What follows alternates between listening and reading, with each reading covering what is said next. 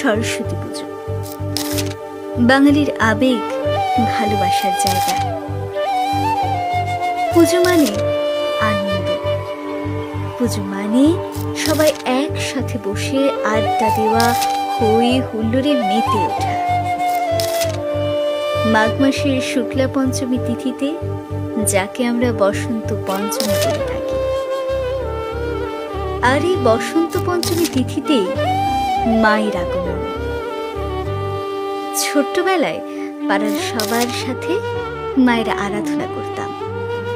ভোরবেলায় ঘুম থেকে উঠে স্নান করে মায়ের পুজোতে মেতে উঠতাম। তারপর মায়ের পায়ে পুষ্পাঞ্জলি নিবেদন করে হুমড়ি খেয়ে পড়তাম পিঠে খাবো বলে। এই নিয়ে কত বায়না মায়ের কাছে। তুমি দেবী সরস্বতী, তুমি দেবী বীণা পানি, তোমার আশীর্বাদের ছোঁয়ায় ভূমিষ্ঠ শিশুর মুখে বলি ফোটে। হে সরস্বতী, হে দেবী, তোমার আশীর্বাদে সকল সন্তানের মনে জ্ঞানের বিকাশ